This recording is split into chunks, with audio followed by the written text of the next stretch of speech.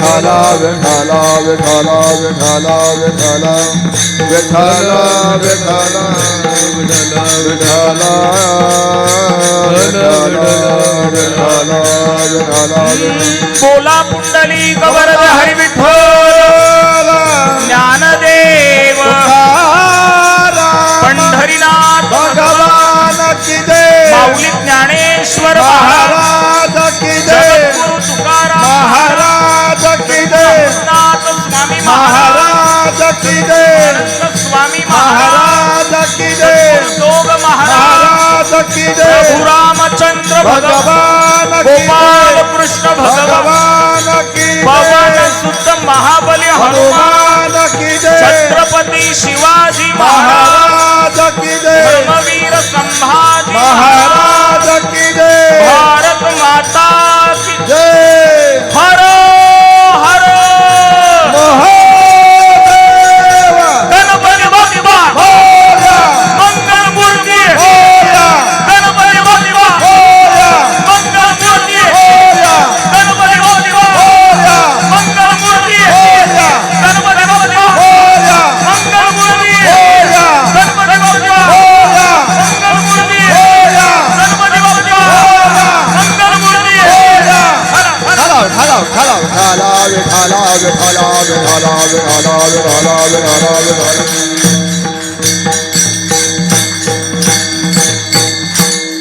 देवासी तो पुरे एक प्रेम भाव पूजार्चा वाव सर्वजाना मनापासून या करिता कीर्तन आनंदे नर्तन गाता गीत रामकृष्ण हरी उच्चार सर्वदा कळी काळ बाधा तेने नोहे एका जनार्दने हाची पै विश्वास सर्व भावे दास होईन त्याचा देवासी तो पुरे एक प्रेम भाव पूजार्चा वाव सर्व जाना विठ्ठल विठ्ठल विठाला विठाला विठाला विठाला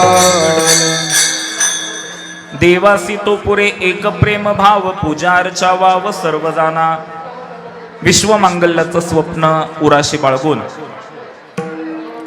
अखिल मानव जातीच्या कल्याणाकरिता ज्यांनी गीतेवर ब्रह्मानंदाची लहरी प्रगट केली असे ज्ञानी यांचे राजे योगी यांची माऊली कैवल्य साम्राज्य चक्रवर्ती संत शिरोमणी माऊली महावैष्णव ज्ञानोबाराया भगवान ज्ञानोबारायांनी वारकरी संप्रदायाचा भागवत धर्माचा ज्ञानाने पाया रचला ज्ञान देवे रचिला पाया उभारिले देवालया संत श्रेष्ठ ज्ञानेश्वर महाराजांनी वारकरी संप्रदायाचा पाया तर ज्ञानाने रचला पण या संप्रदायाला भक्तीचा आधार ज्यांनी दिला व ज्यांच्याकडे आपण संत श्रेष्ठ ज्ञानेश्वर महाराजांचा अवतार म्हणून पाहतो असे पैठण निवासी शांती ब्रह्मश्री संत एकनाथ महाराज आणि एकनाथ महाराजांचा भगवंताच्या नामाचा महिमा वर्णन करणारा हा गोडासा अभंग आज श्रींच्या जन्मोत्सवाच्या प्रसंगी कीर्तन रूपी सेवेसाठी घेतलेला आहे विठ्ठल विठ्ठल विठाला विठाला विठाला विठाला विठाला विठाला विठाला विठाला विठाला विठाला विठाला विठाला विठाला विठाला विठाला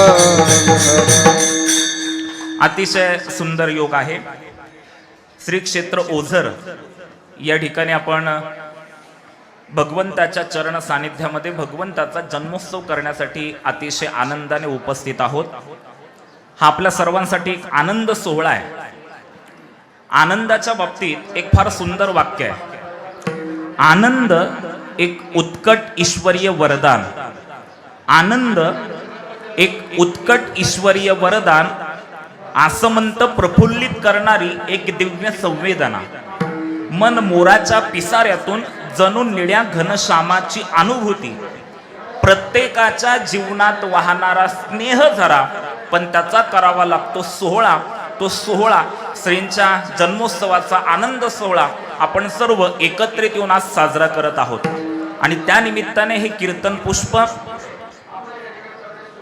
भगवंताच्या चरणावर समर्पित करण्यासाठी मी आपल्या समोर उभा आहे विघ्नहर देवस्थान ट्रस्टच्या माध्यमातून व समस्त ग्रामस्थ मंडळींच्या सहभागातून हा अतिशय सुंदर सोहळा या ठिकाणी होत असताना या ट्रस्टचे अध्यक्ष माझे जिवलग परमार्थ स्नेही गणेश भाऊ कवडे असतील आणि सर्व विश्वस्त मंडळ असेल, सर्वांचे मी प्रथमतः मनापासून आभार व्यक्त करतो.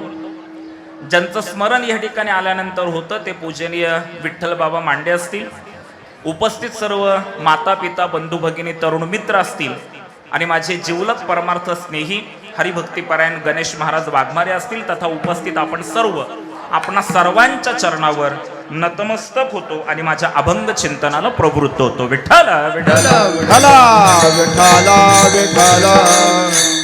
चिंतनाला प्रारंभ करण्यापूर्वी 4 सूचना.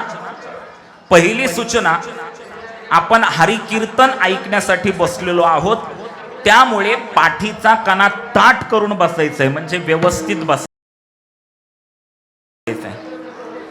दुसरी सूचना, माझं कीर्तन म्हणजे संवाद आहे. माझं कीर्तन म्हणजे संवाद आहे. प्रपंचामध्ये वाद असतो आणि परमार्थामध्ये संवाद असतो. प्रपंचामध्ये वाद असतो आणि परमार्थामध्ये संवाद असतो.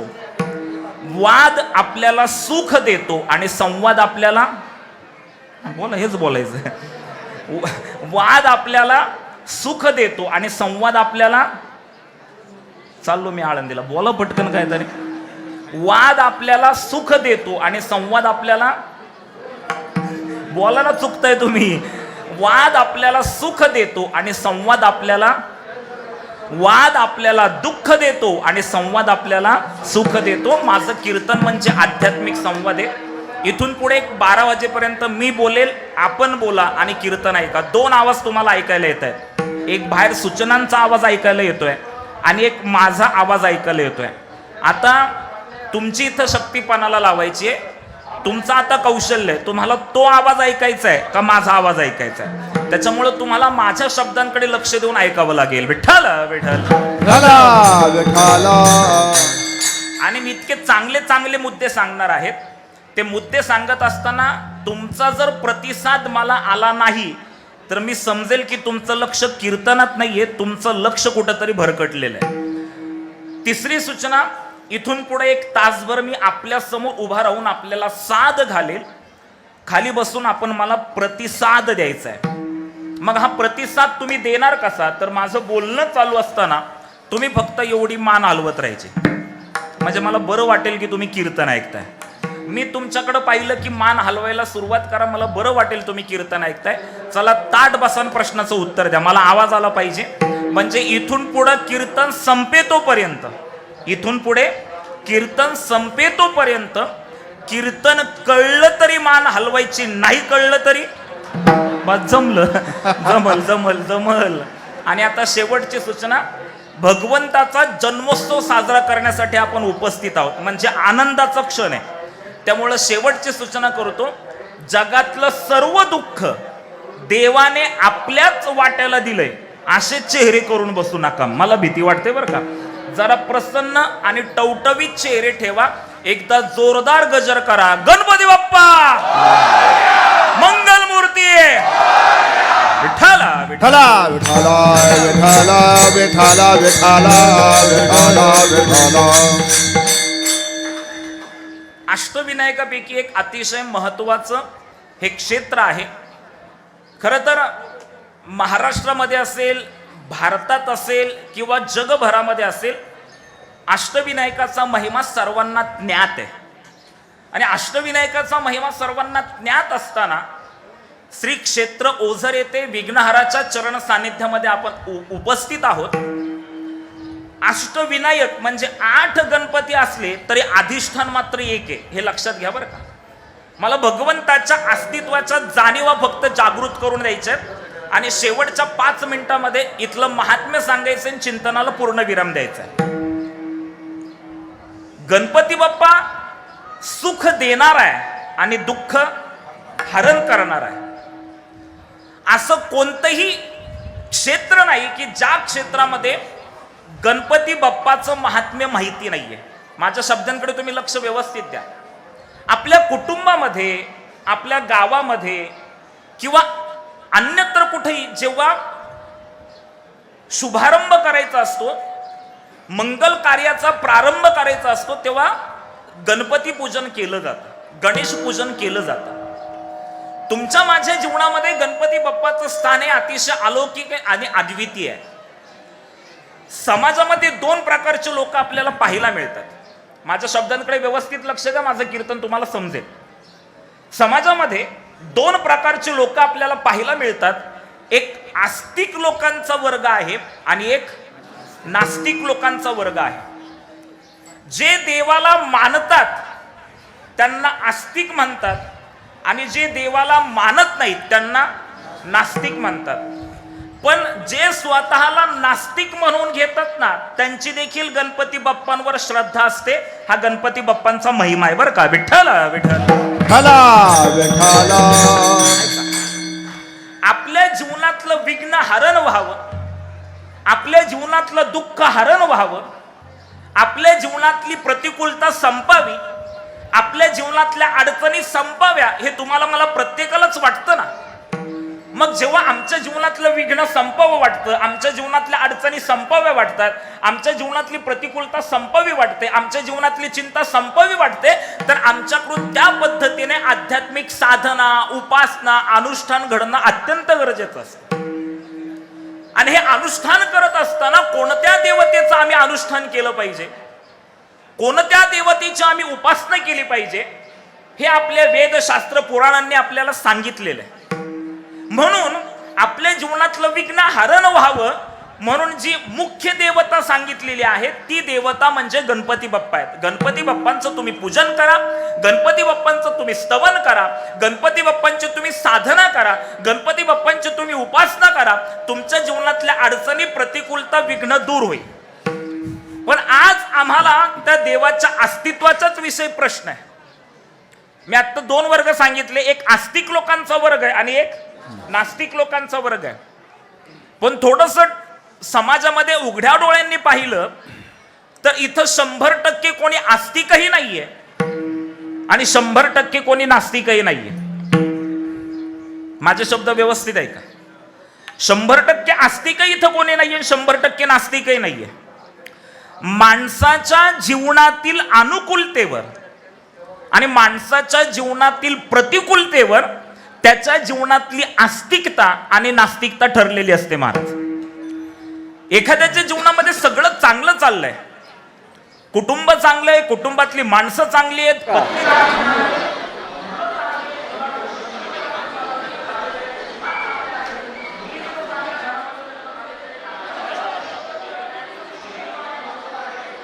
व्यवसाय सगळं चांगला आहे, सगळं चांगलं आहे,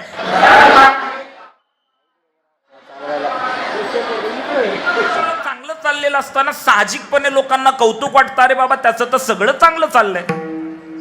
मग कोणीतरी विचारतं का हो तुमचं सगळं चांगलं चाललंय कसं काय? तेव्हा तो माणूस उत्तर देतो, काही नाही हो, सगळी देवाची कृपा आहे. काय बोलतो? देवाची कृपा आहे म्हणतो तेव्हा तुम्ही त्याला आस्तिक म्हणाल का नास्तिक म्हणाल? आस्तिक म्हणणार ना. पण काही दिवसानंतर वारं उलट वाहू लागतं. अचानकपणे आयुष्यामध्ये त्या माणसाच्या अडचणी येतात आणि बऱ्यापैकी होत्याचं नव्हतं होतं. तेव्हा काही माणसं त्यांना विचारतात, का तुमचं तर सगळं चांगलं चाललं होतं पण तुमच्या जीवनामध्ये अशा अडचणी कशा काय आल्या? तेव्हा तो उत्तर देतो, काही नाही हो, सगळा नशिबाचा खेळ. काय उत्तर येतो? सगळा नशिबाचा खेळ आहे. माझ्या जीवनामध्ये सगळं चांगलं चालले असताना एवढ्या अडचणी आल्या, सगळ्या नशिबाचा खेळ आहे. आणि एवढ्या अडचणींमध्ये मी देवाचं पण खूप केलं पण काहीच उपयोग झाला. तुम्हाला एक सांगू का, देव बिव काही नसतो. अगोदर काय बोलला होता? सगळी देवाची कृपा आहे. आणि आता काय म्हणतो? देव बिव काय नसतो. जेव्हा तो देव बिव काय नसतो हे म्हणतो तेव्हा तुम्ही त्याला आस्तिक म्हणाल का नास्तिक म्हणाल? चाललो मी आनंदीला, बोला ना काहीतरी. आस्तिक म्हणाल का नास्तिक म्हणणार? नास्तिक म्हणणार ना. म्हणजे माणसाच्या जीवनातील अनुकूलतेवर आणि प्रतिकूलतेवर त्याच्या जीवनातली आस्तिकता आणि नास्तिकता ठरलेली असते. आपण देवाला माना अथवा नका मानू काही फरक पडत नाही.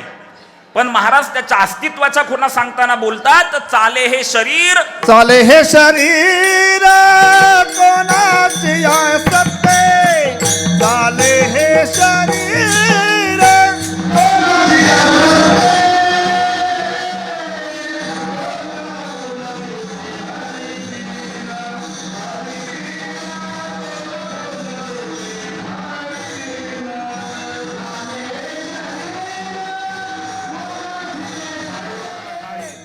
झाले हे शरीर कोणाची सते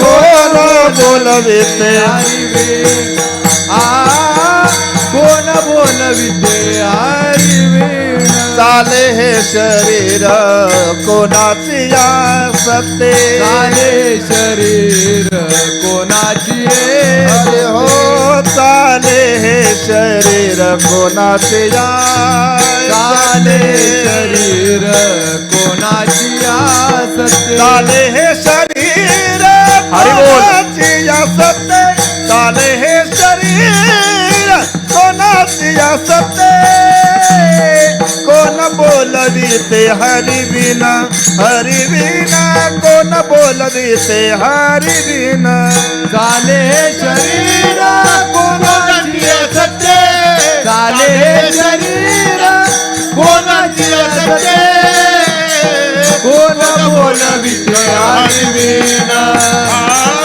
कोण बोलविते हरिविना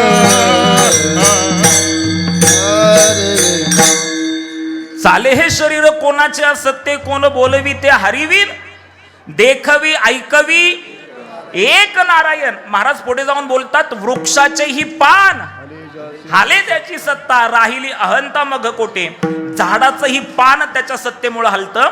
एक तत्वचिंतक सांगतो the world is theatre man is actor and God is director. या सर्वाचा कार्यभार चालविणारा तो भगवान परमात्मा आहे. जेने हा जीव दिला दान तयाचे करीन चिंतन जगत जीवन नारायण गायन गुण तयाचे. देवाने आपल्याला हा देह दान दिलाय ह्याच्या जाणीवा जागृत करून घ्यायच्या आहेत. त्याचं अस्तित्व हे पहा मी म्हटलं ना 8 गणेशाची स्थान असली अष्टविनायक जरी असलं तरी ते अधिष्ठान तर एक नाही महाराज. अधिष्ठान तर एक आहे तो वेगवेगळ्या रूपामध्ये 8 ठिकाणी पण अधिष्ठान मात्र एकच आहे. त्या अधिष्ठानाला जाणून घ्या. काय देवाच्या अवतारांचा विचार करत असताना ज्ञानोपाराय म्हणतात अनंत रूपे अनंत वेशे देखिले म्या त्यासी बाप रुखमा देवी वरुखून बानेली कैसी. किंवा देवाच्या अवताराचा विचार सांगत असताना श्रीमद भागवतामध्ये भगवंताचे 24 अवतार सांगितलेले आहेत. तुम्हाला मला दशावतार माहिती आहेत. गर्ग संहितेमध्ये भगवंताच्या अवताराचे 6 प्रकार सांगितलेत. गर्ग संहितेमध्ये भगवंताच्या अवताराचे 6 प्रकार सांगितलेत. अंश अंशांश आवेश कला पूर्ण आणि पूर्णतम. किती सांगितले मी? अंश अंशांश आवेश कला पूर्ण आणि पूर्णतम. त्याच्यामध्ये पूर्ण अवतार हा रामाचा आणि पूर्णतम अवतार हा कृष्णाचा आहे. चला आपल्या हिंदू धर्म संस्कृतीमध्ये गाईला आई म्हणतात बरोबर आहे ना. गो माता आपल्या हिंदू धर्म संस्कृतीमध्ये गाईला अतिशय पूज्यता आहे. मला सांगा गाईच्या पोटामध्ये किती कोटी देव असतात? तुम्ही बोलत नाहीयेत सगळे. 33 कोटी. बोलत जावा. मी तुम्हाला एक सांगतो ऐका माझ्याकडे लक्ष द्या. माणसाने मुक्तपणे व्यक्त झालं पाहिजे. राहू द्या माझ्या शब्दांकडे लक्ष द्या. माणसाने मुक्तपणे व्यक्त झालं पाहिजे. माझ्या शब्दांकडे लक्ष द्या.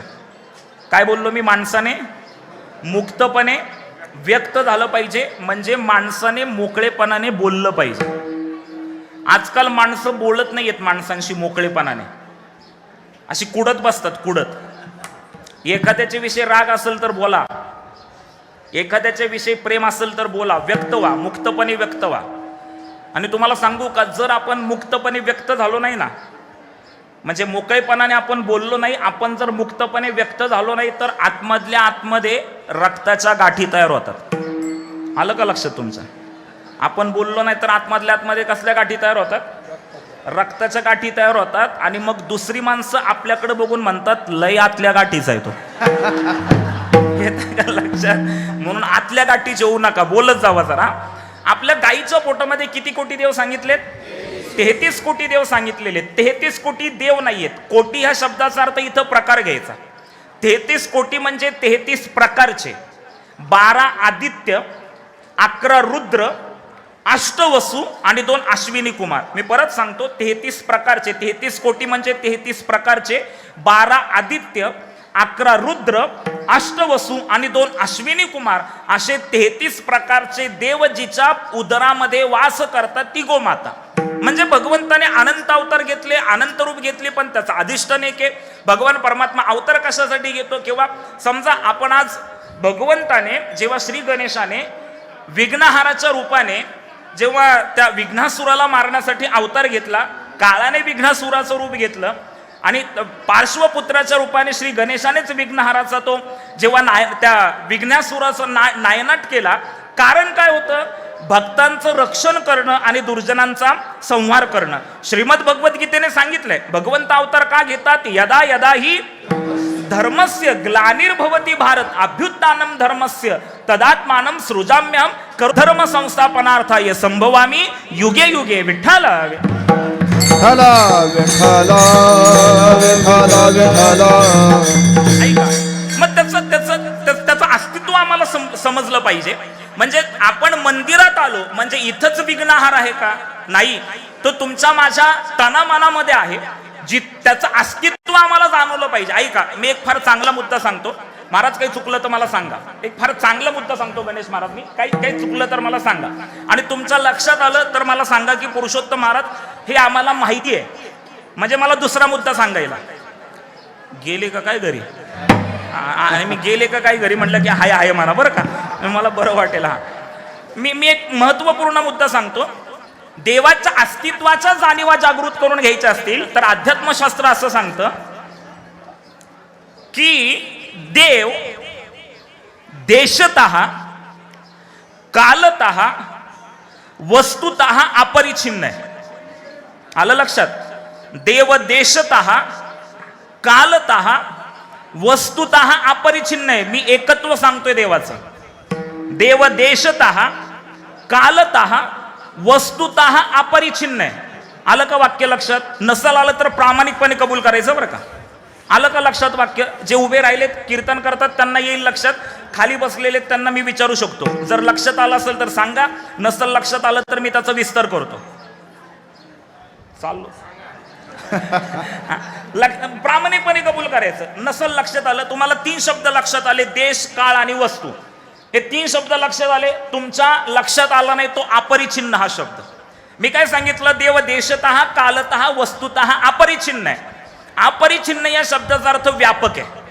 ऐका बरं का, देव देशतः कालतः वस्तुतः अपरिच्छिन्न आहे म्हणजे व्यापक आहे. आणि जो व्यापक असतो तो सत्य असतो. सत्य तू सत्य तू सत्य तू विठ्ठला.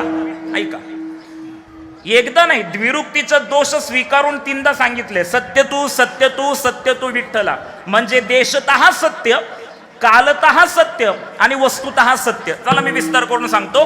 देव देशतः अपरिच्छिन्न आहे म्हणजे काय? तर देशतः व्यापक आहे. सर्व देशात देवाचा अनुभव आहे. लक्षात घ्या, आपण भारतात राहतो. भारत बरं जाऊ द्या, आपण ज्या देशात राहतो त्या देशाचं नाव काय? जे बोलत नाहीत ना कदाचित ते पाकिस्तान मधनं आलेले दिसतात. बोला ना, आपल्या देशाचं नाव काय? भारत. भारत हा, भारत हा. आपण शाळेमध्ये असताना प्रतिज्ञा बोलायचो. पहा, शाळेमध्ये असताना प्रतिज्ञा बोलायचो, भारत माझा. संख्येच्या मानाने आवाज येत नाहीये. आणि काय तुम्हाला सांगतो, आपल्या देशाचं कौतुक आपण केलं पाहिजे. काय? आपला भारत देश हा संस्कृती प्रधान आहे. आपला भारत देश हा धर्म प्रधान आहे. आपला भारत देश हा त्याग प्रधान आहे. आणि विज्ञानामध्ये देखील संपूर्ण जगाला हेवा वाटावा असं काम आपला भारत देश करत आहे. म्हणून चांद्रयान 3 यशस्वीपणे लँड झालं. म्हणून एकदा इस्रोच्या शास्त्रज्ञांसाठी जोरदार टाळ्या वाजवा. संपूर्ण जगाला हेवा वाटावा असा आपला देश आहे. म्हणून शाळेत असताना आपण प्रतिज्ञा बोलतो. जे प्रतिज्ञा बोलणार नाही ते नक्की पाकिस्तान रहिवासी असणार, बरं का. हा, आपण शाळेत असताना एक प्रतिज्ञा बोलतो, भारत माझा, सारे भारतीय माझे, माझ्या देशावर माझे, माझ्या देशातील समृद्ध आणि विविधतेने नटलेल्या परंपरांचा मला, ज्या देशाचा अभिमान वाटावा, ज्या देशातील परंपरेचा अभिमान वाटावा अशा देशात आपला जन्म झालाय. हे देव आहे. भारत या शब्दाचा अर्थ सांगताना पूजनीय डोंगरे महाराज सांगायचे, भा म्हणजे ज्ञान आणि रत म्हणजे आसक्त. ज्ञानाच्या ठिकाणी जो देश आसक्त झालेला आहे त्याला भारत देश म्हणतात. ही तो परम भाग्याची संपत्ती, तेथेही विवेकू परमार्थी, त्याचा वशवर्ती मी परमात्मा. भरतखंडामध्ये नामे भारत देश म्हणजे देव देशतः अपरिछिन्न आहे, त्याच्यावर मी बोलतोय. म्हणजे तो देशतः व्यापक आहे. भारतात देव आहे, इथे त्याला देव म्हणतात, इथे त्याला भगवान म्हणतात. लक्षात घ्या. मग भारतात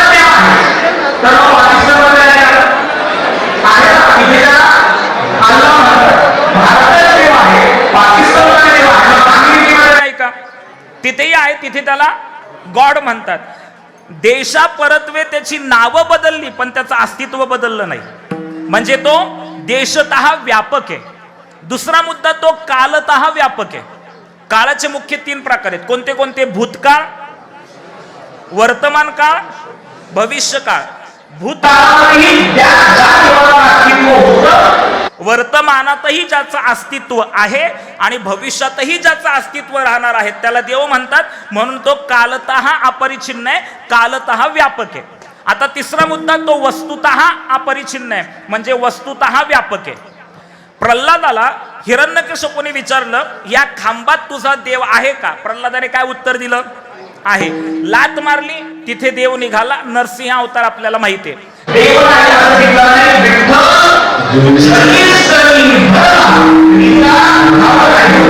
ऐका, मुद्दा ऐका. बंड्याला गुरुजींनी विचारलं, म्हणले काय रे बंड्या, देव कुठे आहे सांगतो का? मी तुला 2 सफरचंद देतो.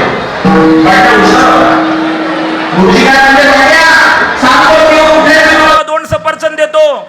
बंड्या म्हणला, गुरुजी तुम्हीच सांगा देव कुठं नाही, मी तुम्हाला 4 सफरचंद देतो. आलं का लक्ष तुमच्या? अरे देव नाही असं ठिकाण नाही ना महाराज.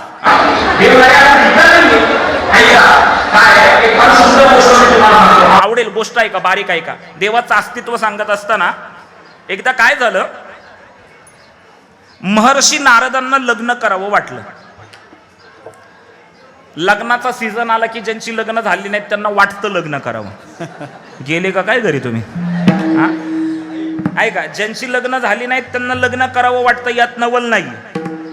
ज्यांची झालीत त्यांना पण वाटतं परत लग्न करावं. अवघड आहे. जरी संसारात दुःख असलं तरी त्यांना वाटतं. ऐका, आता नारदांना वाटलं लग्न करावं. आता लग्न करावं वाटलं पण मुलगी कोण देणार बुवाला? प्रॉपर्टी नाही ना, गळ्यामध्ये विना, हाताला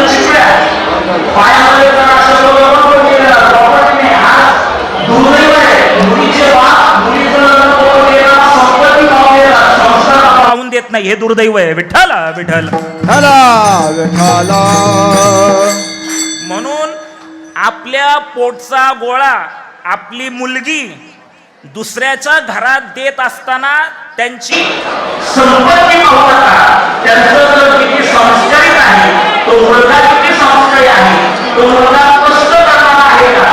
पहा. आणि मग तुमची मुलगी, जर तुमची मुलगी तुम्हाला सुखात राहावी असं वाटत असेल तर संपत्ती पाहून मुलगी देऊ नका, संस्कार पाहून मुलगी द्या. आणि मी या बोला कोण पोरगी देते? कोणी मुलगी द्यायला तयार नाही. मग नारदजी गेले भगवान श्रीकृष्णाकडे. भगवान श्रीकृष्णाने विचारलं, का बाबा नारदा, का आलाय तुम्ही? नारदांनी लाजत लाजत उत्तर दिलं, ज्याचं लग्न ठरलेलं असतं किंवा ठरत असतं ते भलतंच लाजत असतं. नारदांनी लाजत लाजत उत्तर दिलं, काही नाही म्हणले देवा, लग्न करायचं म्हणतोय. देव हसला, कारण की देवाला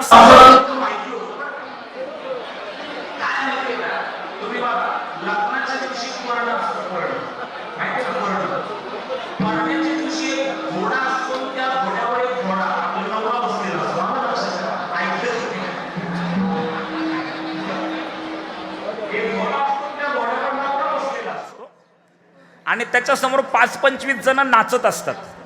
त्याच्यातले 15-20 जण तरी लग्न झालेले असतात, तरी पण ते नाचत असतात. त्यांचं नाचणं वेगळ्या कारणाने असतं बरं का. ते जे नाचत असतात ना,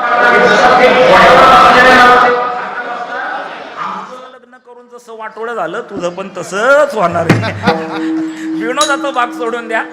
देव हसले पण देवाने आनंद पण व्यक्त केला. देव म्हणले, नारदा आनंदाची गोष्ट आहे, तुम्हाला लग्न करायचंय, चला तुमच्या लग्नाचा सगळा खर्च मी करणार, कापड चोपड माझं, जेवण खावण माझं, मानपान माझा, 1 रुपया तुम्ही खर्च करायचा नाही, नारदा लग्नाला उभं राहा. नारद म्हणले देवा लग्नाचा सगळा खर्च तू करशील पण लग्नाला पोरगी तर पाहिजे. म्हणले कशाला काळजी करता, एखाद्या राजाला तुम्हाला मुलगी द्यायला सांगतो. नारद म्हणले देवा मला कोणी मुलगी देत नाही. देव म्हटले मग जर तुम्हाला कोणी मुलगी देत नाही तर तुम्ही माझ्याकडे कशाला आला. नारदांनी देवालाच विचारलं देवा तुला किती बायका, म्हणजे देवाच्याच बायकावर गाड्याची नजर. तुला किती बायका. पुरुष मंडळी ऐकताय ना कीर्तन, माझ्या प्रश्नाचं उत्तर द्या. गेली अर्धा पाऊण तास मी एकटा बोलतोय. एकच प्रश्न मी तुम्हाला विचारतो, मला सांगा बरं भगवान श्रीकृष्णाला किती हजार बायका होत्या. 16,108, 16 सहस्त्र, बरोबर आहे. तुम्ही खूप छान उत्तर दिलं. बरं हा प्रश्न मी का विचारतो त्याचं कारण सांगतो. कारण हा प्रश्न मी का विचारला त्याचं कारण सांगतो. कारण लोकांना देवाविषयी दुसरं काहीही माहिती नसलं तरी देवाला बायका किती होते माहिती असतं म्हणून विचारलं.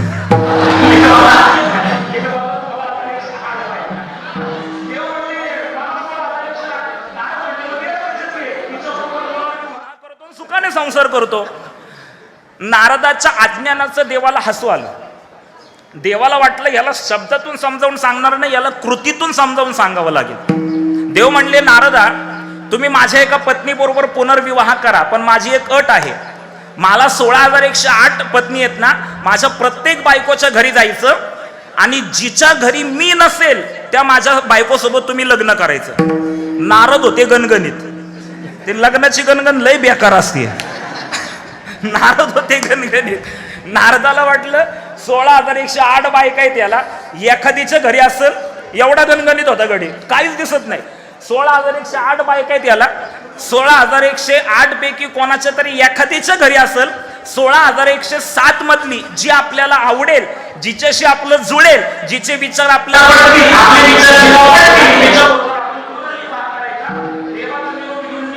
काय सांगितलं तर जिच्या घरी मी नाही तिच्याशी तू लग्न करायचं. निघाले, शब्द ऐका. तिथून निघाले, देवाच्या पहिल्या बायकोच्या घरी आले. आतमध्ये डोकावून पाहिलं तर नुकतेच देव तिथं आलेले होते. नारद तिथून निघाले, देवाच्या दुसऱ्या बायकोच्या घरी गेले. तिथं देव तोंड हातपाय धुवत होते. नारद तिथून निघाले, देवाच्या तिसऱ्या बायकोच्या घरी गेले. तिथं देव तोंड हातपाय पुसत होते. नारद तिथून निघाले, देवाच्या चौथ्या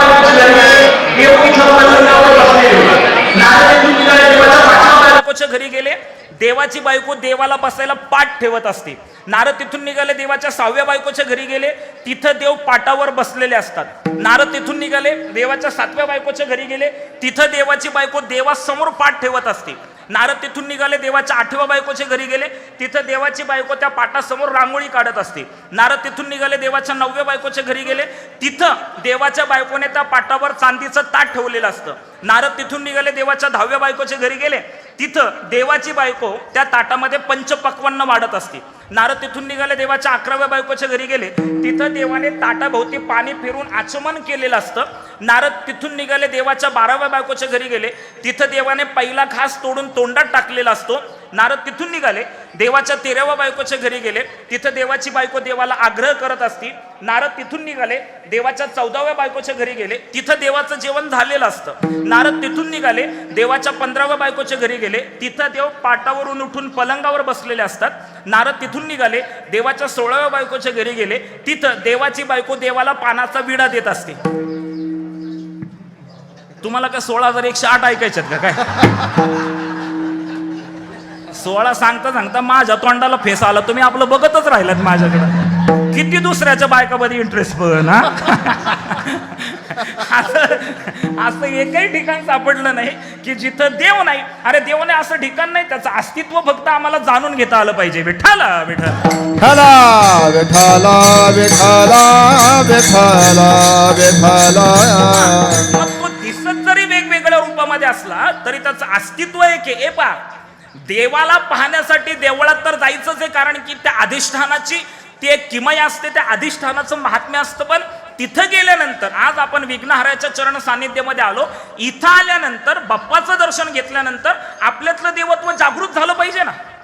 आपल्यातलं देवत्व जागृत करण्यासाठी साधन आहे. चला मी तुम्हाला सांगतोय काय. श्रीमद भगवद्गीतेमध्ये भगवंताने जीवाचा विचार सांगताना सांगितलंय ममयू अंशो जीव लोके. जीव हा माझा अंश आहे. ऐका काय सांगताय, जीव हा माझा अंश आहे. म्हणजे आपण सगळे माझ्या सहित इथं उपस्थित आपण सगळे कोणाचे अंश आहोत? देवाचे अंश आहोत. ऐका, मग जर आपण देवाचे अंश आहोत तर देव कोण झाला? अंशी झाला. आणि असा विचार मांडला जातो की अंशी आणि अंशात भेद नाहीये, अभेद आहे. अंशी आणि अंशात भेद नाही, अभेद आहे. म्हणजे कसं मी तुम्हाला सांगतो, देव अंशी आहे, आपण त्याचे अंश आहोत.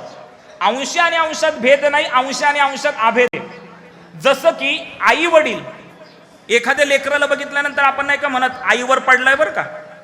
एखाद्या लेकराला म्हटल्यावर नाही का म्हणत आपण बापावर पडलाय बरं का. आईवर पडलाय, आईवर पडलाय, बापावर पडलाय म्हणजे आईसारखा दिसतो, बापासारखा दिसतो. का? कारण की आई वडील अंशी आहे आणि मुलगा हा त्यांचा, बोला ना, आई वडील अंशी आहेत, मुलगा हा त्यांचा अंश आहे, म्हणून तो तसा दिसतो. किंवा नदी असते, नदीमध्ये काय पाणी असतं. नदीतलं पाणी तांब्यात घेतल्यानंतर ते दूध होतं का? ते काय राहतं? पाणीच राहतं. नदीत पण पाणी, तांब्यात पण पाणी. नदीत अंशी रूपाने पाणी आहे आणि तांब्यामध्ये अंश रूपाने पाणी आहे. अंशी अंशात आला म्हणजे नदीतलं पाणी तांब्यात आलं तर त्याचं रूप बदललं का? नाही बदललं. तसं देव अंशी आहे आणि आपण त्याचे अंश आहोत. म्हणजे आपण कोण आहोत? बरोबर आहे. कोणी तर म्हटलं देव आहोत. बरोबर आहे. आपण देवाचे अंश आहोत म्हणजे आपण कोण आहोत? देव आहोत. बरोबर आहे. आपण देवाचे अंश आहोत म्हणजे आपण कोण आहोत? देव आहोत. आपण देवाचे अंश आहोत म्हणजे आपण कोण आहोत? देव आहोत. आपण देवाचे अंश आहोत म्हणजे आपण कोण आहोत? आपण देवाचे अंश आहोत म्हणजे आपण कोण आहोत? बघ, ऐका, मी विचारलं आपण देवाचे अंश आहोत म्हणजे आपण कोण आहोत, कोणीतरी उत्तर दिलं देव आहोत. मी बरोबर बोललो का चूक बोललो? बरोबर बोललो. त्याच्यानंतर मी 4 वेळेस तुम्हाला विचारलं आपण देवाचे अंश आहोत म्हणजे आपण कोण आहोत, कोणच काही बोला ना. तुम्हाला प्रश्न पडला आपण देव कसं काय? आपण तर एवढ्या भानगडी केल्यात. आपण तर एवढ्या भानगडी केल्या, आपण देव कसं काय? आणि एक सांगू का, आपण देवच आहोत. तुकोबारा म्हणतात आपुला तो एक देव करून घ्यावा, म्हणजे तुमच्यातल्या देवत्वाच्या जाणीवा करून घ्या.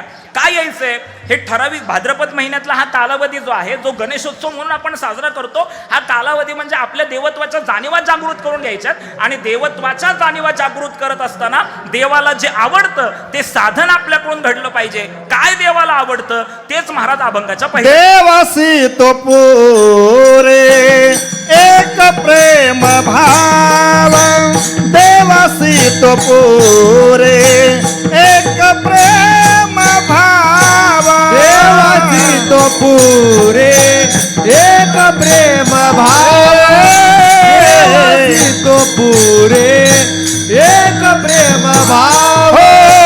पूजा अर्चावा सर्वदाना, पूजा अर्चावा सर्वदाना, देवासी तो पुरे एक प्रेम भाव, देवासी तो पुरे एक प्रेम भाव. पूजा अर्चावा सर्वदाना, पूजा अर्चावा सर्वदाना, देवासी पुरे एक प्रेम भाव, देवासी तो पुरे एक प्रेम भाव, देवासी तो पुरे एक प्रेम भाव. पूजा अर्चावा सर्वदाना, पूजा अर्चावा सर्वदाना, देवासी तो पुरे एक प्रेम भाव, पूजा अर्चावा सर्वदाना, पूजा अर्चावा सर्वदाना, सर्वदाना सर्वदाना. रखुमाये जय जय विठोबा, रखुमा जय जय विठोबा, रखुमा रखुमा रखुमा रखुमा रखुमा विठोबा रखुमा जय विठोबा रखुमा विठोबा रखुमा जय जय विठोबा रखुमा विठोबा रखुमा टाळी टाळी टाळी टाळी विठोबा रखुमा जय जय बोला पुंडली कवच हरी विठ्ठल भगवान की माऊली जय ज्ञानेश्वर महाराज की जगद्गुरु जय तुकाराम महाराज महाराज की जय विठोबा रखुमा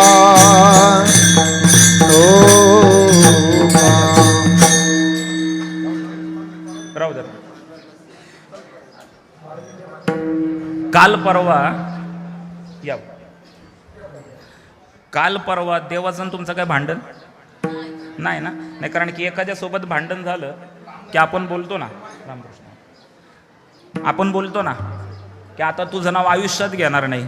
तसं पंढरीनाथ भगवान की आम्हीच बोललो जय पण आम्हीच बोललो. हा, एकदा सगळ्यांनी हात वर करा, करा हात वर करा, करा करा करा हात वर करा, करा करा टाळकरी करा हातवर, टाळकरी करा हातवर, टाळकरी. हा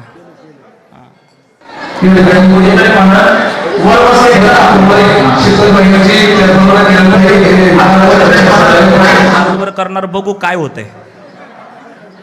होईल होईल होईल 2-4 दिवसातच होईल. सगळ्यांबरोबर पंगा घ्यायचा, देवाबरोबर घ्यायचा नाही बरं का. हातवर करायच्या, हातवर. पांडुरंगाची शपथ आहे तुम्हाला सगळ्यांना, हातवर करायच्या. आणि मी भगवंताचा जय जयकार करणार आहे, हातवर करा. पंढरीनाथ भगवान की म्हणलं की सर्वांनी जय म्हणायचं, माईक मधून जय म्हणू नका. पंढरीच्या पांडुरंगाला श्रींच्या जन्मोत्सवाला यावं वाटलं पाहिजे, तो इथंच आहे, पण त्याचाही जय जयकार करायचा. ऐका, जोरदार गजर करायचा.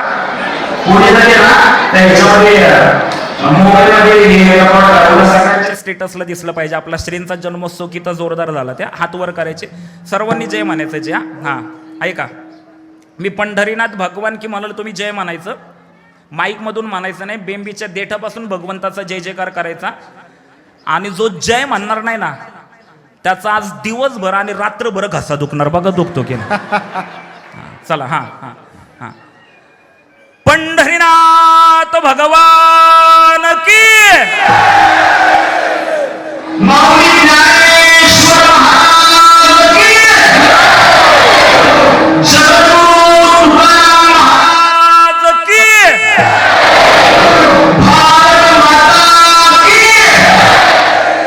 छत्रपती शिवाजी महाराज की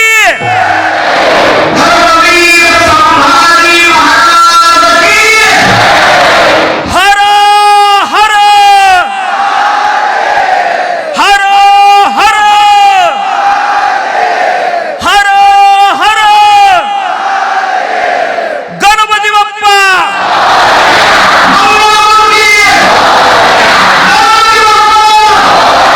मंगलमूर्ती, गणपती बाप्पा मंगलमूर्ती. करात करा विठाला विठाला विठाला विठाला विठाला विठाला विठाला विठाला विठाला विठाला विठाला.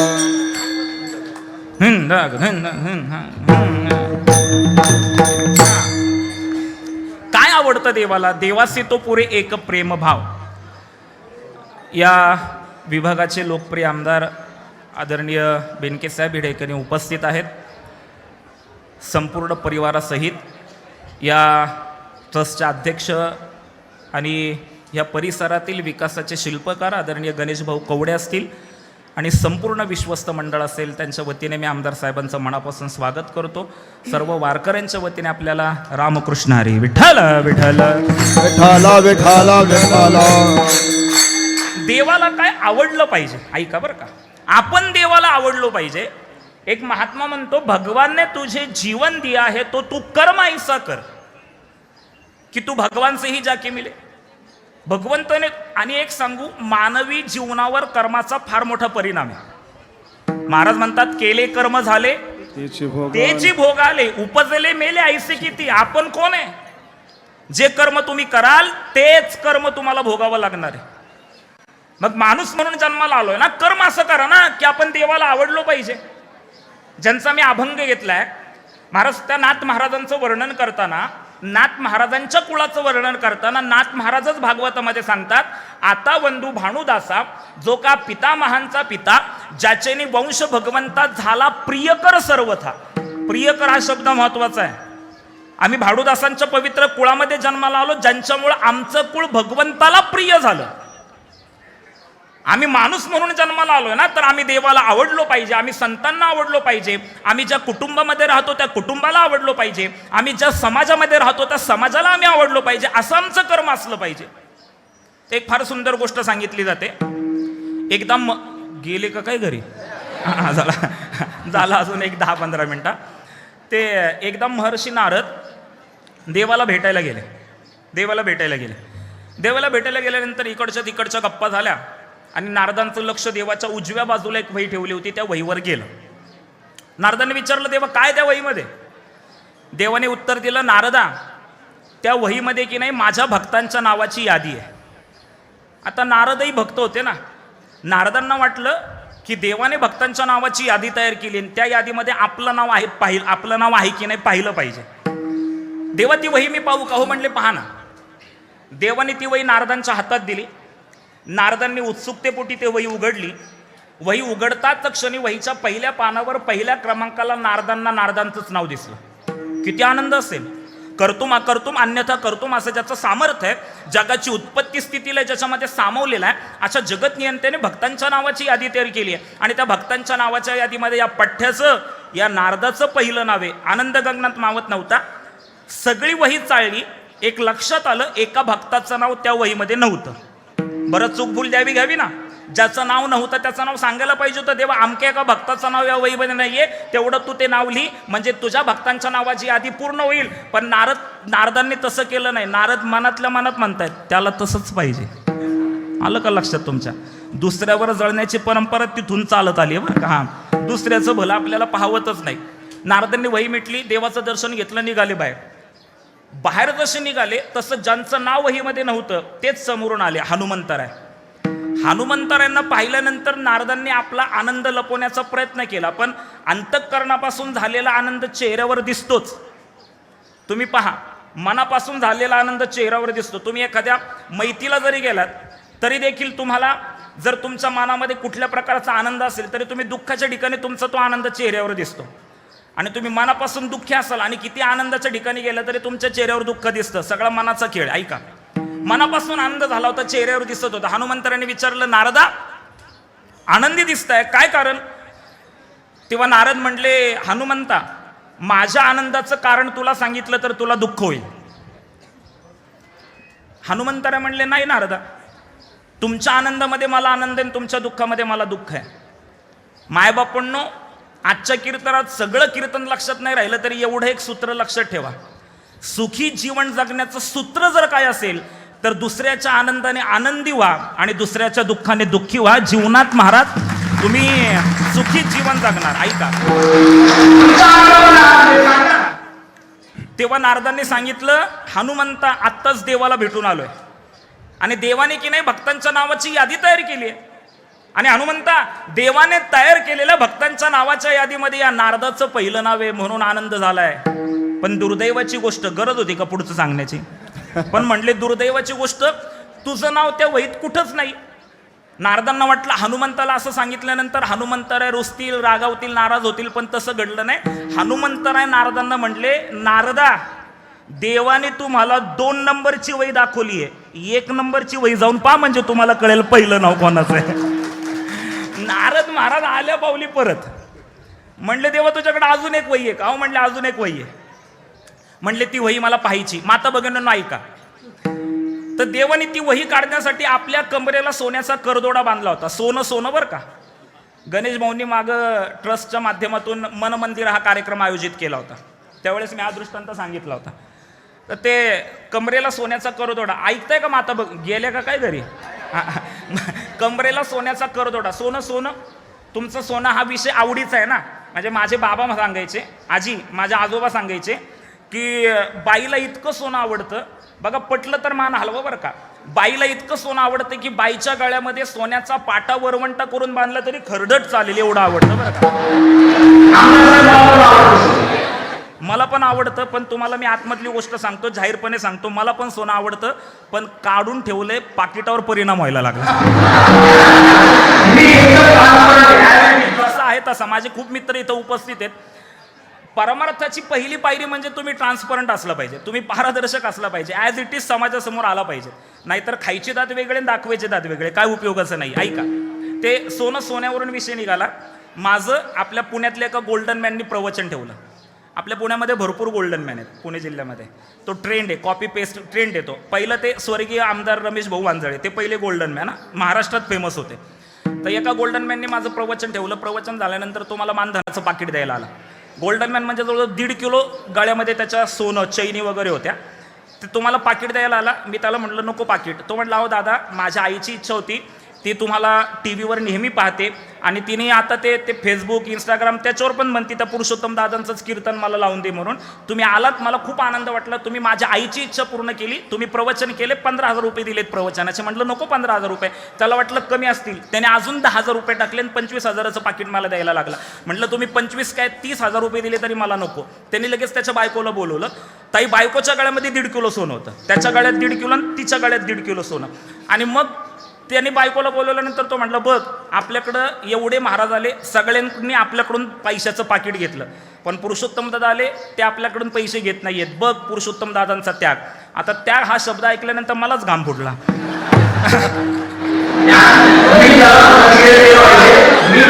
मी तुम्हाला फक्त मानधन नको म्हटलोय. ज्याच्या गळ्यात 1.5 किलो सोनं आहे त्याला मी म्हटलं, मी फक्त तुम्हाला मानधन नको म्हटलोय, फक्त तुम्ही मला पैशाचं पाकिट देऊ नका. एक काम करा, मला कडकडून मिठी मारा, तुमच्या गळ्यातल्या 2-4 चैनी माझ्या गळ्यात येऊ द्या.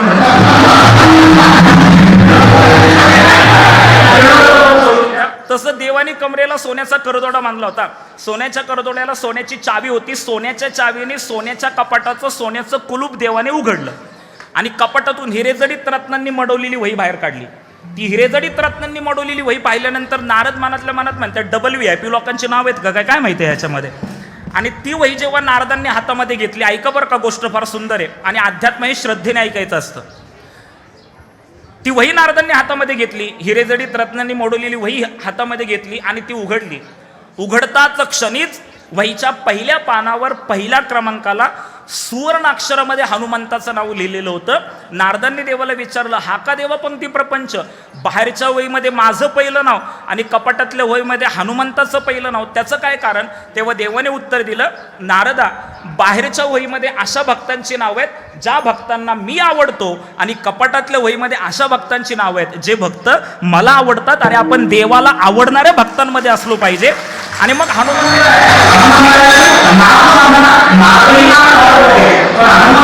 नामधारणा किंवा नामसाधना ही अलौकिक आणि अद्वितीय होती. मग देवाला जर तुम्हाला आपलंसं करायचं असेल आणि देवाला जर काय आवडत असेल तर देवाला प्रेमभाव आवडतो. देवासी तो पुरे एक प्रेमभाव.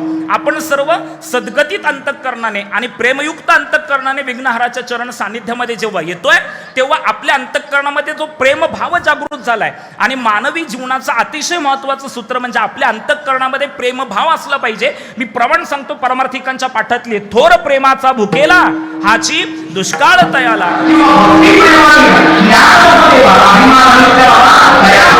एकदा देवाला विचारलं, देवा तुझी ओळख काय? देवाने सांगितलं, माझे नाम आत्माराम, मी अवाप्त सकळ काम, परी प्रेमाला लागी सकाम ऐसे गोड प्रेम तयाचे. माझं नाव आत्माराम आहे, माझ्या सर्व इच्छा संपलेल्या आहेत, पण तरी पण मला एकाची इच्छा आहे. कसली? परी प्रेमाला लागी सकाम ऐसे गोड प्रेम तयाचे. मला माझ्या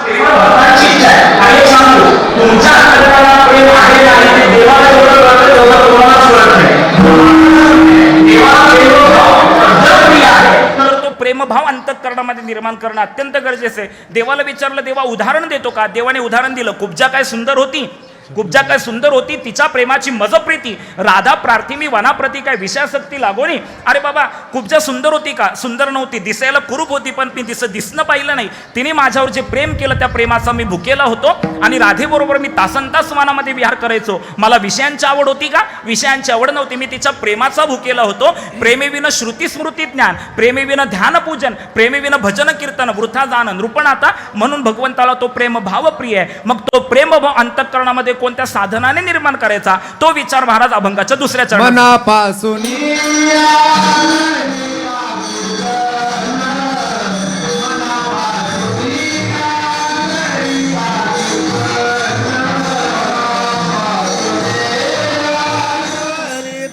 कीर्तन मनापासून या करिता कीर्तन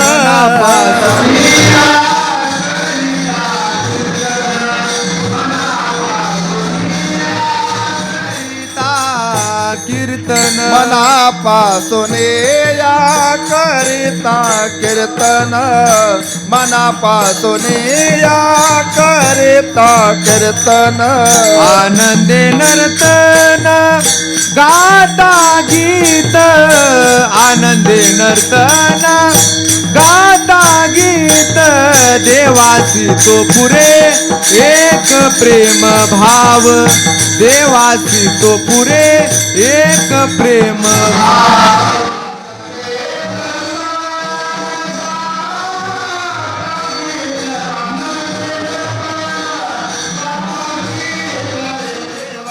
तो पुरे एक प्रेम भाव देवासे तो पुरे एक प्रेम भाव. देवाला आवडणारा प्रेम भाव. माझ्या शब्दांकडे लक्ष द्या, अजून 10 मिनिटे मला बोलायचं.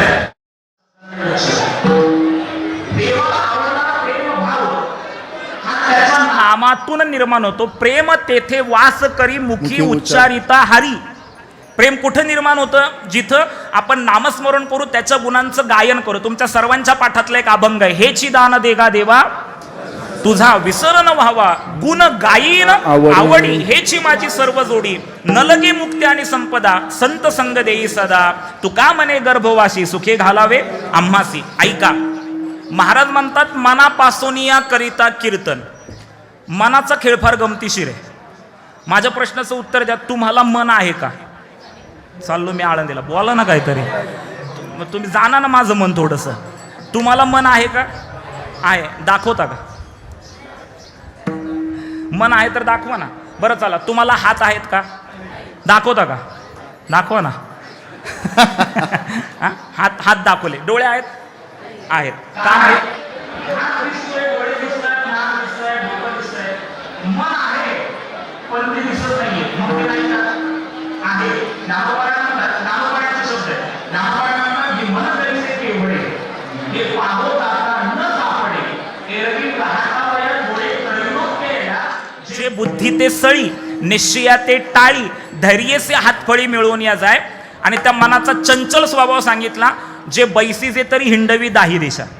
एका ठिकाणी बसलेलं असलं तरी 10 ठिकाणी फिरायला लावतं. आता तुम्ही बसलेत माझ्यासमोर, पण मनात लय काय तुमच्या येतंय. कधी येते पालखी, कधी उरकतं याचं, कधी होतोय जन्म, कधी होतंय दर्शन, कधी आपल्याला पुढच्या कामाला जाता येते. मन इतकं चंचल आहे. आणि सगळ्यात महत्त्वाचं चॅलेंज आहे तुमचं मन स्थिर राहणं. आयसीसीचं युग आहे.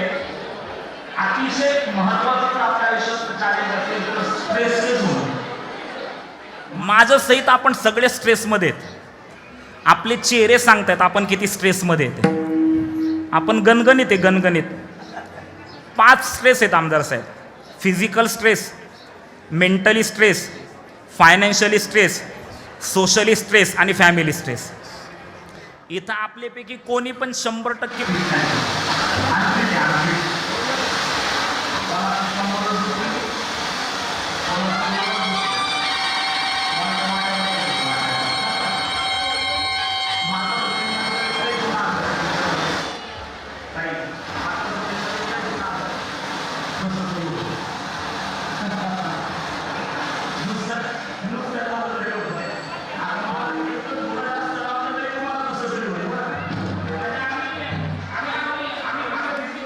अनफिट आहे, आम्ही मेंटली अनफिट आहे, आम्ही फायनान्शियली अनफिट आहे. अनफिट म्हणजे स्ट्रेसमध्ये, म्हणजे मेंटली स्ट्रेसमध्ये डोक्यात आपले इतके विचार आहेत. वर्तमानात जगा. माझी एक विनंती, विघ्नहराच्या चरण सान्निध्यामध्ये सांगतो, आपण जगतो एक तर भूतकाळात नाही तर भविष्य काळामध्ये. वर्तमानात जगा, मेंटली स्ट्रेस कमी होईल. तिसरा फायनान्शियली स्ट्रेस आहे, ज्याच्याकडं आहे तो पण दुःखी आहे, ज्याच्याकडं नाही तो पण दुःखी आहे. राकेश झुंझुनवाला नावाचा एक माणूस होता, माहिती आहे का, ज्याला शेअर मार्केटचा बिग बुल बोलला जायचं, ज्याची प्रॉपर्टी 46,000 कोटींची होती. तुमच्या डोक्याला मुंगे बिंगे नाही आले का 46,000 कोटी म्हटल्यावर? हां, कुठं ठेवता आपली बाग आहे 4-5 एकर? हां, कुठं ठेवता आता गुंठ्याचा आलेला भाव? कुठं ठेवता टोमॅटोचे पैसे? हां, कुठं ठेवते एखादी फॉर्च्युनर, स्कॉर्पिओ, इनोवा? 46,000 कोटीचा मालक वयाच्या 62व्या वर्षी सगळे पैसे इथंच ठेवून गेला. विजयपत सिंघानिया नावाचा माणूस आहे, म्हणजे ते रेमंड कंपनीचा मालक, ज्याची प्रॉपर्टी 12,000 कोटीची. माझी म्हाताऱ्यांना सगळ्यांना विनंती बरं का, पोराच्या मोहामध्ये विजयपत सिंघानियाने सगळी प्रॉपर्टी मुलाच्या नावावर केली. मुलाने पहिलं काम केलं असतं तर बापाला घराच्या बाहेर काढलं. म्हणून म्हाताऱ्यांना विनंती, मरेपर्यंत पोरांच्या नावावर काय करू नका. आता इथं म्हातारी खुश होतील आणि पोरं शिव्या देतील महाराजाला. मेंटली स्ट्रेस आहे, फायनान्शियली स्ट्रेस आहे. म्हणून हा तुम्हाला स्ट्रेसलेस व्हायचं असेल तर मनापासून देवाचं कीर्तन करा. आत्ता ट्रेंडिंगला एक महाराज आहेत बघा, म्हणजे तुम्ही फेसबुक पाहिलं, यूट्यूब पाहिलं, इंस्टाग्राम पाहिलं तर एक ट्रेंडिंगला महाराज आहेत, वृंदावनचे प्रेमानंद महाराज. त्यांचे व्हिडिओज खूप व्हायरल आहेत आणि खूप छान सांगतात ते. त्यांची 17 वर्षापूर्वी किडनी फेल झालेली आहे, दोन्ही किडन्या फेल आहेत. पण त्यांच्याजवळ आपला भारताचा स्टार क्रिकेटपटू विराट कोहलीपासून ते आपल्या देशाचे केंद्रीय मंत्र्यांपर्यंत सगळी मोठी मोठी माणसं तिथं जातात, स्वतःच्या जीवनातील अडचणी सांगतात. आणि ते सगळ्या अडचणी ऐकून घेत असताना महाराज प्रत्येकाला अडचणींचा उपाय सांगताना एकच सांगतात, तुम्हाला जर शांत व्हायचं असेल तर तुम्ही भगवंताचं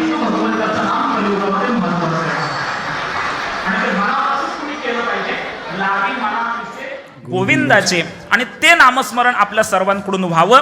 मग भगवंताचं कोणतं नामस्मरण करायचं? महाराज म्हणतात, रामकृष्ण हरी उच्चार सर्वदा, कळी काळ बाधा तेने नोहे. रामकृष्ण हरीचा उच्चार करायचा. राम रमयंती, कृष्ण कर्षती, ऐक्यानंद तो हरी. तुमच्या माझ्यामध्ये रमण करतो म्हणून त्याला राम म्हणावं, तुमच्या माझ्या चित्ताचं आकर्षण करतो म्हणून त्याला कृष्ण म्हणावं, आणि जीवशिवाचं ऐक्य दाखवतो म्हणून त्याला हरी म्हणावं.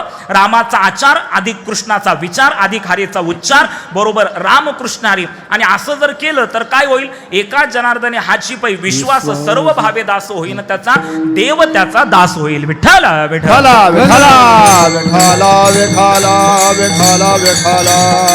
म्हणून ते नामस्मरण देवाला आवडणारं साधन आपल्याकडून घडावं अशी आपल्याला सर्वांना मी विनंती करतो. आज श्रींच्या जन्मोत्सवाच्या प्रसंगी आपण सर्व ह्या ठिकाणी उपस्थित आहोत. खरं तर आपल्याला कथा माहिती आहे, पण कथा माहीत असताना तरी देखील त्या कथेचा फक्त उल्लेख करणं हे वक्ता म्हणून माझं कर्तव्य. हेमवती नावाची नगरी आहे, तिथं अभिनंदन नावाचा राजा आहे. अत्यंत संपन्न असलेला हा राजा, त्याला इंद्रपद प्राप्त करायचं आहे. आणि इंद्रपद प्राप्त करण्यासाठी त्याने यज्ञ आरंभ केला आणि त्या यज्ञामध्ये सर्व देवांना आहुती दिली, पण इंद्राला आहुती दिली नाही. नारदांनी इंद्राला जाऊन सांगितलं, इंद्रपद प्राप्त करण्यासाठी अभिनंदन राजाने यज्ञ केलेला आहे, पण त्या यज्ञामध्ये तुला आहुती नाहीये. इंद्राचा अहंकार दुखावला गेला.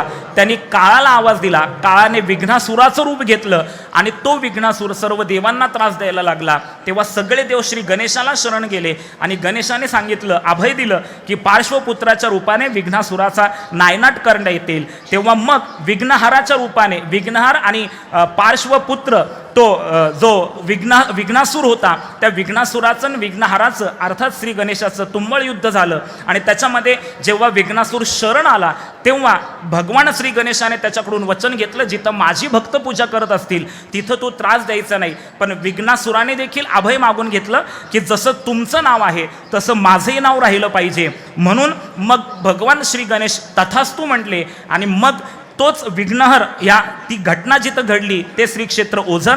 आणि मग ह्या विघ्नहाराची स्थापना अर्थात सर्व देवांनी ह्या नैऋत्य दिशेला केली. आणि तोच आजचा दिवस भाद्रपद शुद्ध चतुर्थी, तो आजचा दिवस म्हणून आपण सर्व आज या ठिकाणी एकत्रित आलेलो आहोत. गणपती बाप्पा मोरया मंगलमूर्ती मोरया.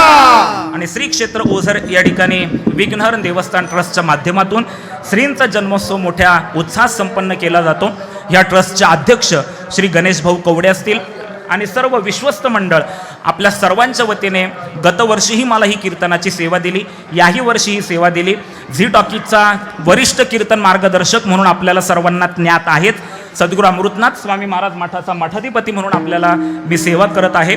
आणि त्याचप्रमाणे आपल्याला मला म्हणजे टी व्हीला तर तुम्ही नेहमी पाहतात, पण यूट्यूबला पाहायचं असेल, इंस्टाग्रामला पाहायचं असेल, तरुण माझे मित्र या ठिकाणी भरपूर आहेत जे सोशल मीडियावर ॲक्टिव्ह असतात. फेसबुकला किंवा इंस्टाग्रामला मला फॉलो करायचं